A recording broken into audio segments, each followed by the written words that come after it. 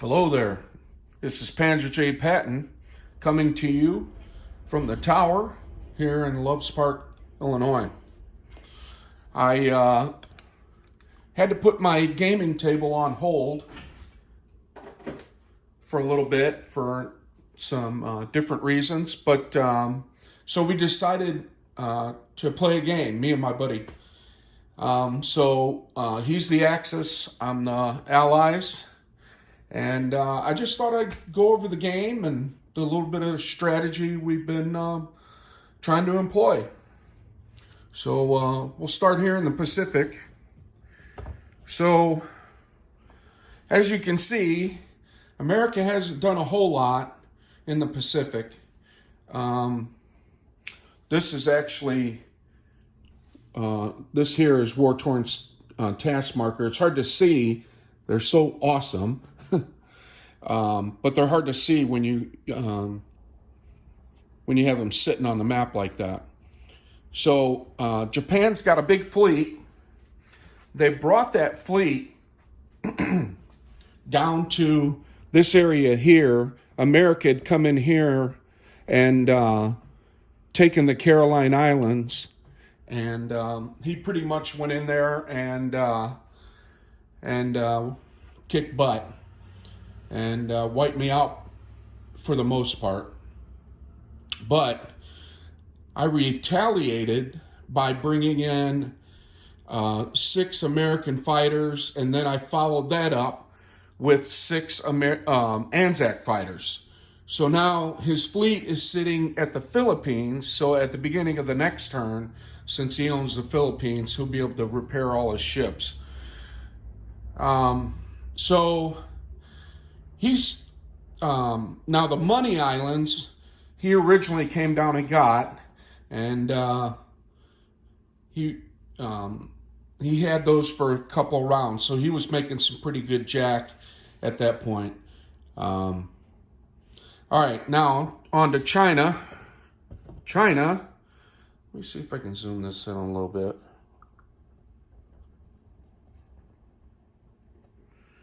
China is Japan is really dominating China, except for I'll show you these. There's some Russian troops up there in Manchuria, excuse me. So he's just originally they took Korea. Now they took Manchuria back for China, and obviously they're going to keep creeping down as long as they possibly can, and hopefully build up a couple of more troops for China. On the other side, it's not looking good for Calcutta. He built a major factory in Guangdong, and we weren't really sure if that was even legal, but I said, since we don't know, let's go ahead and do that. I let him go ahead and do that, so we'll get some clarification on that at some point.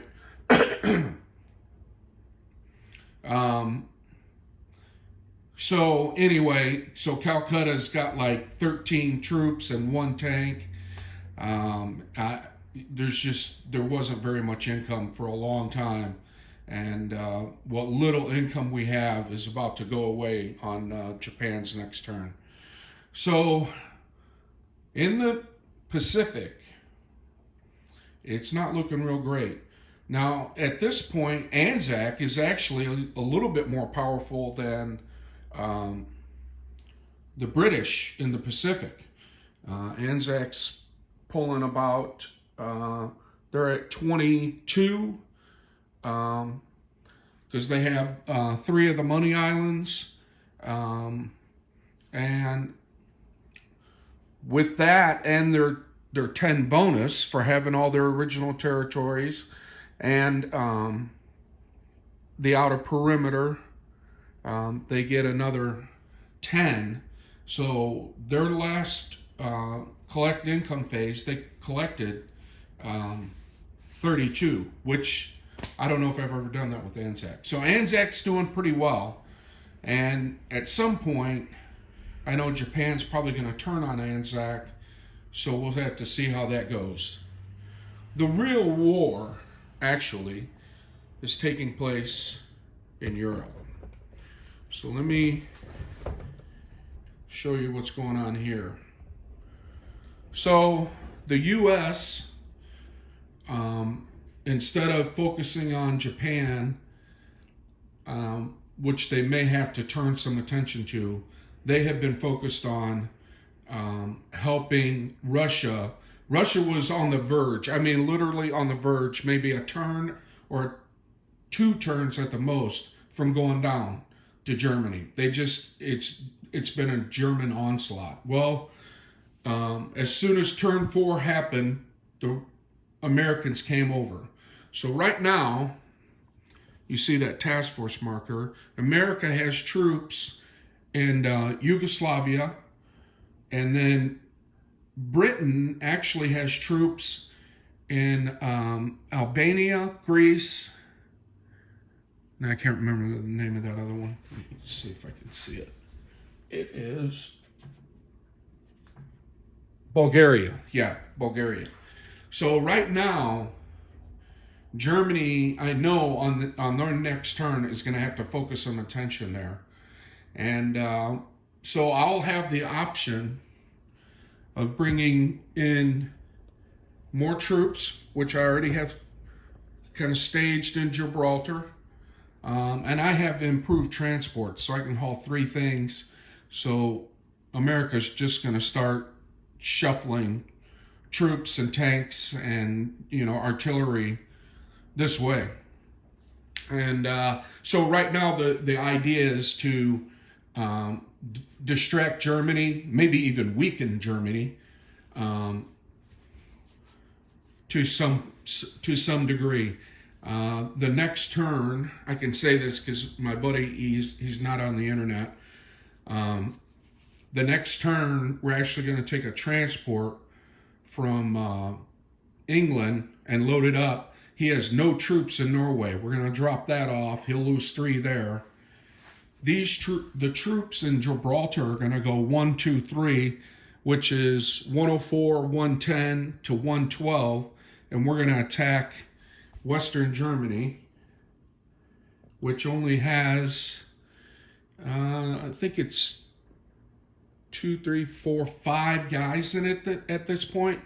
I don't think he suspects me coming around that way. I think he thinks I'm going to just keep funneling over into the Mediterranean. So if I go up there, he'll have 2 different sets of troops on each side that he'll have to take care of. And maybe I'll get lucky. In the meantime, I still have more troops pretty much staged. I have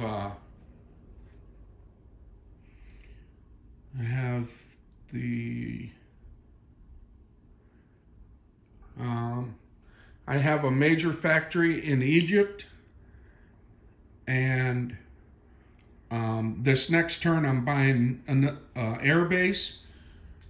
America's buying an air base and putting it in Gibraltar so that I can start going planes.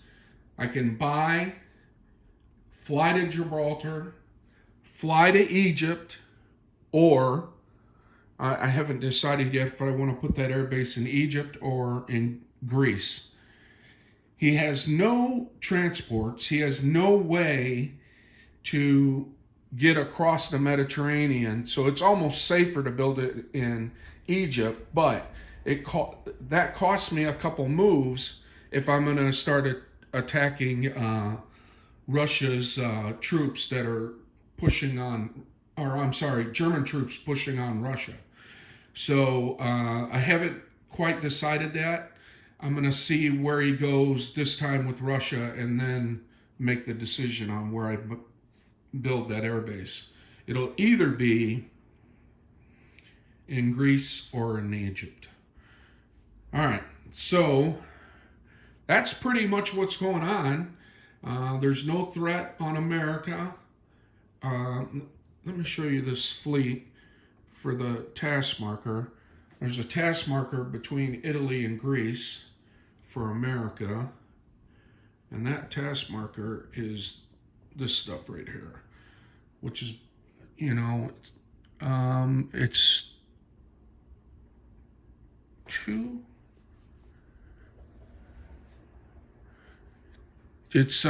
carriers with 2 fighters each, and 2 battleships, and 4 transports. And then also, I'm sure you saw this, the British have quite a little fleet there too. They have 2 battleships, a couple of destroyers, and a couple of transports. There's also another British transport by Gibraltar. It kind of got stuck out there, and I had some troops at one point that I could have taken up to London, but just kind of got distracted. So now that British transport is going to go up to London and move some more troops over to Norway after this turn. So up there by Leningrad, he will have to make a decision if he's going to come down into Leningrad or he's going to defend his part of that territory. Either Norway, and if he doesn't defend Norway, I'm going to start bringing troops around, and he's going to have to make a decision there. All right, so I think that's it. There's not a lot else going on. This is we will be starting round 9. And this is probably the most even game we've ever had. Let me zoom back out a little bit for you guys. And this is probably, the most even game we've ever had. Most of the time, around round 8, it's usually looking like it's going to go one way or the other. Now, I'm not denying that he is very strong with Japan. He appears strong with Germany, but I don't think he's as strong as he thinks he is. Now, this next turn, he's going to get a couple of bonus because he's going to get Caucasus and Stalingrad, and I don't think there's nothing I can do about that. I mean, he had pushed me so far back that there wasn't much. So he's going to get a bonus this time, but he won't get his Scandinavian resources bonus. I'm taking that away by taking Norway. Next turn. He won't get it next turn. He'll get it this turn. So this turn, he's going to get a lot of money. He's going to get 15 total. Next turn, I'll get some of that back because he may still have the Caucasus oil fields. Matter of fact, I know he'll still have that. But I'm going to take Stalingrad back. But I think he's going to blitz that one. He has 1 tank down there. And it's going to go Stalingrad and then down to Caucasus oil fields. So I will take this British bomber, and go up and bomb that 1 tank. I have, I assume I'm going to have heavy bombers. I get to roll the next turn a number of dice. So I got a 6 in round 3, the second round 3 of the U.S. So the U.S. has improved transports and jet fighters. So that's the idea of the air bases. We've got to start bringing over fighters to knock out some troops. I was doing bombing raids on the little factory in southern Italy, but this time I gotta help Russia with that tank. So it is what it is. I think that's it. It's been a good game. On when Germany attacked Russia, I just have to say this. I rolled 7. No, it was, I rolled in 2 different battles. I rolled 13 reds, 13 red dice, and I got 2 hits. And that's why Russia got under heavy fire right away and got in trouble, because my red dice weren't hitting. And then the next turn with Russia, they rolled, I think they had 4 blues and 5 reds. I think that's right. In 3 different battles, 4 blues and 5 reds, and got 1 hit. And I was like, this, how does this happen? But 1 hit, and with 4 blues and 5 reds, and then if you add in the first round with 2 hits out of 13, Russia was under. I mean, he literally was within 2 turns of taking it. We've come back a little bit. This distraction from the British and the U.S. and down in the Balkans has really helped. So just trying to keep my head above water. At some point, the U.S. is going to have to put some pressure back on Germany, but at this point, it's hard to fight a battle on each side. All right, that's it. I will do another video and, update you more. Let me do just a small flyover here. Show you the whole thing.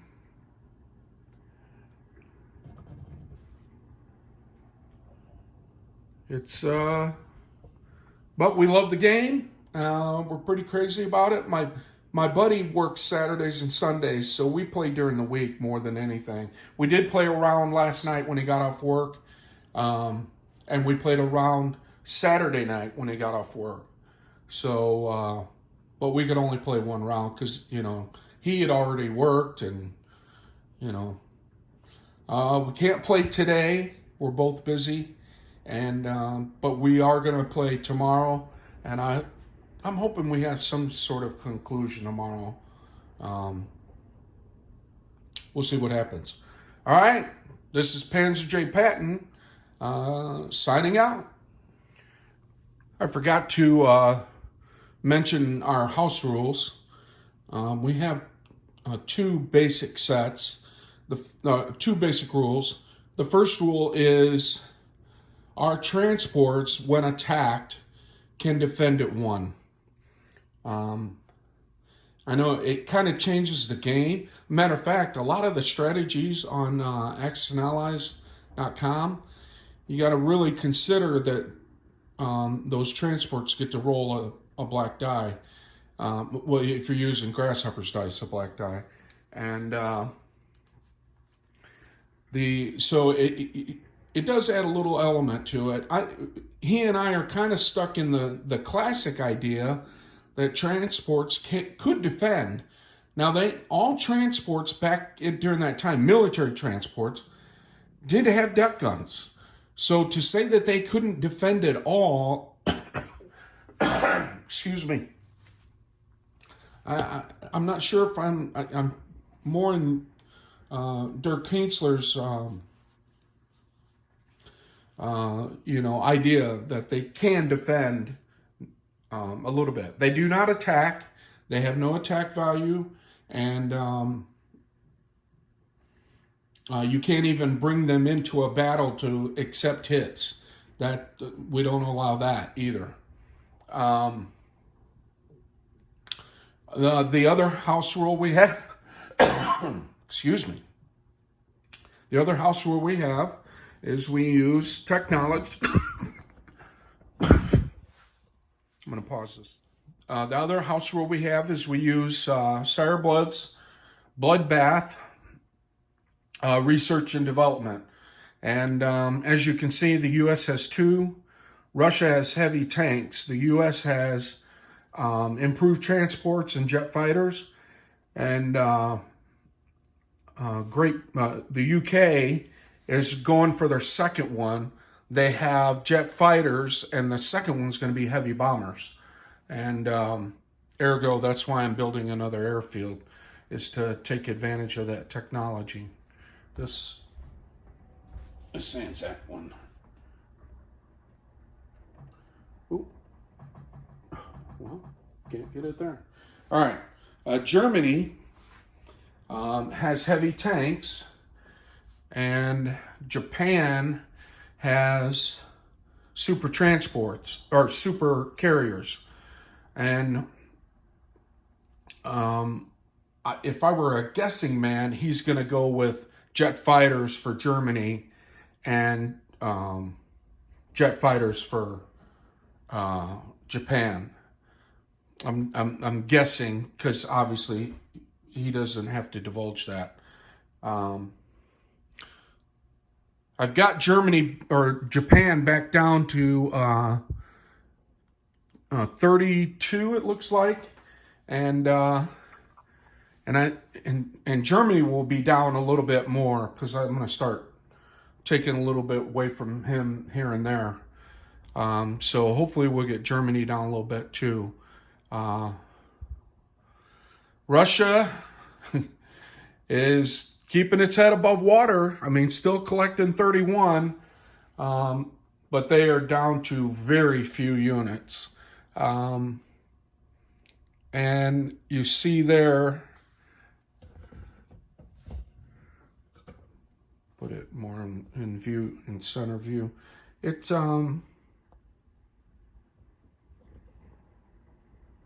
you can see there that Anzac is at the 22 I mentioned earlier. So anyway, doing what we can. Maybe at some point we'll even get France liberated. All right, anyway, I wanted to explain the house rules to you. This is Panzer J. Patton signing out.